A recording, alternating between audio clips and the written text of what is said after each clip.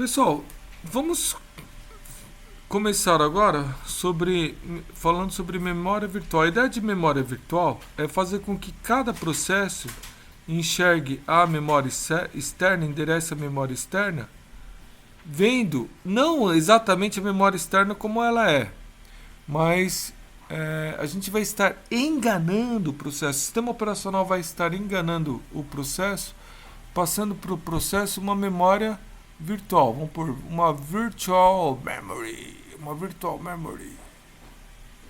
tá? E aí o processo, em vez de ter faz com que o seu computador tenha 8 gigabytes, mas o nosso processo, a gente está trabalhando aqui, vamos imaginar um computador de 32 bits, né?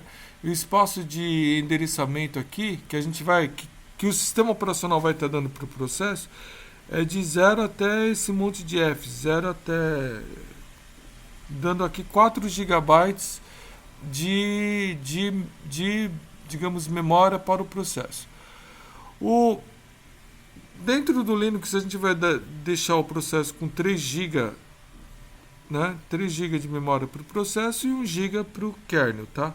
Mas o espaço de endereçamento, quando as instruções estão rodando, são de 32 bits, então a princípio aí o processo pode estar endereçando o que quiser dentro desse 32 GB. É claro que se seu código aqui tentar fazer um acesso direto ao kernel, vai dar um erro, né? Bom, mas se a gente conseguir enganar o processo, passando para ele uma memória virtual, que não é essa memória física, vamos chamar isso daqui de memória física, não é memória física, não é memória de fato. É uma memória que o sistema operacional passa para o processo e todos eles enxergam o mesmo espaço de endereçamento. Se a gente conseguir fazer esse tipo de coisa, então a gente vai resolver o problema de realocação de código, porque todos os processos têm o mesmo, enxergam a memória da mesma forma, e a gente pode colocar aqui o entry point, né, a primeira instrução para estar sendo executada, sempre na mesma posição. Então todo o código a gente pode colocar nas mesmas posições de memória virtual, não de memória física. E a gente resolve também o problema de proteção, porque cada processo vai estar enxergando a sua própria memória virtual. E não tem como aqui um processo enxergar a memória de um outro processo, tá? Porque o sistema operacional está enganando, né, o processo, dando a memória virtual para ele e não vai permitir, não tem como, nesse espaço de endereçamento próprio para o processo, ele enxergar a memória de um outro processo. Não tem como acontecer esse tipo de coisa. Então, se a gente conseguir fazer isso, né, usar a memória virtual, criar esse espaço de endereçamento separado para cada processo, então aí a gente vai estar resolvendo esses dois problemas e vai ser muito bom aí pra gente, tá? Bom, então qual que é a ideia da memória virtual?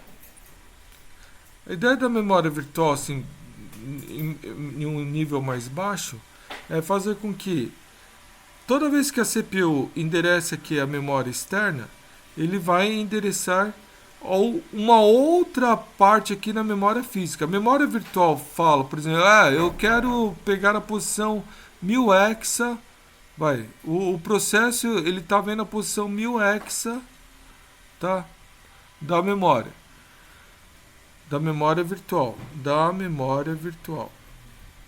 Mas esse 1000 hexa na memória virtual pode corresponder aí a uma outra posição qualquer, por exemplo, ele pode corresponder aqui à posição, por exemplo, 2000 hexa na memória física.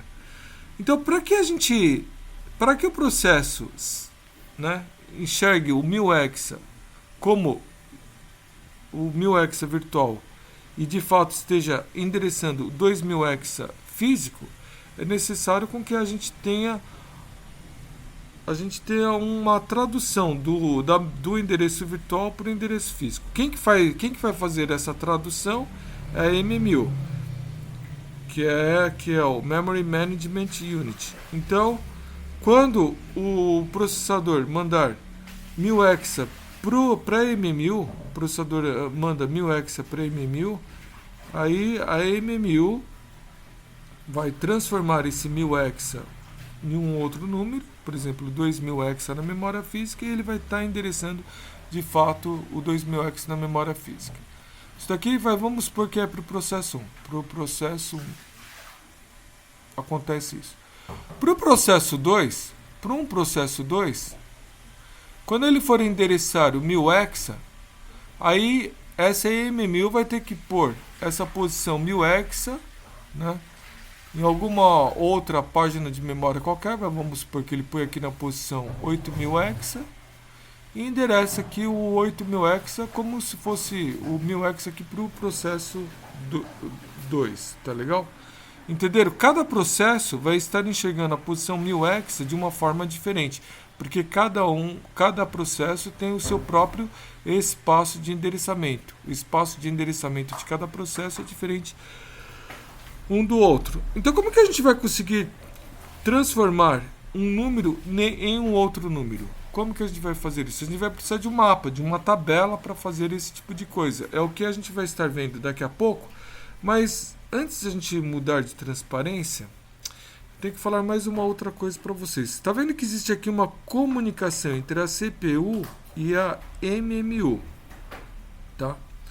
Então existem processadores, né? Isso aqui está tudo junto em um chip só. Então dentro de um chip eu tenho aqui a CPU e tenho a MMU, tá bom?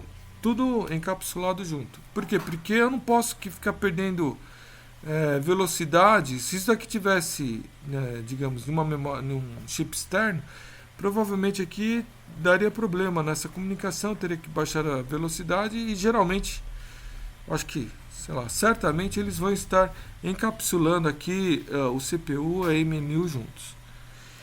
Então, a Intel, a ARM, quando estão trabalhando com memória virtual, vão estar colocando tudo isso dentro de um chip só. Mas existem alguns chips que são vendidos no mercado aí, que onde a gente tem apenas a CPU sem a MMU, não tem MMU, tá? Então, o ARM7 que a gente usa no laboratório, que tá colocado lá em uma placa chamada Evaluator 7T, uma placa que a gente ganhou da ARM. Esse ARM7 ele não tem MMU, não tem MMU. Portanto, esse ARM7 aqui ele não trabalha com memória virtual. Se você pega o kernel do Linux, tá? Se você pegar o kernel do Linux que trabalha com memória virtual normalmente e se tentar colocar aqui dentro do ARM7, ou você vai ter que mudar o kernel do Linux, vai ter que fazer alguma treta aí para não trabalhar com memória virtual, tá? Ou se você for trabalhar com ou se você quiser trabalhar com memória virtual dentro do ARM7, você não vai conseguir, porque você não tem essa pastilha, não tem esse MMU, né? Quer dizer, dentro da pastilha que está aqui com a CPU e MMU juntos.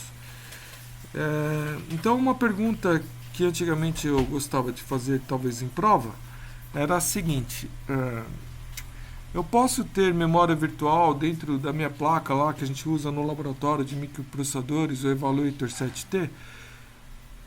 Aí se o aluno respondesse, posso ter memória virtual, eu já estava tirando nota dele. Tá legal, pessoal? Entenderam aí?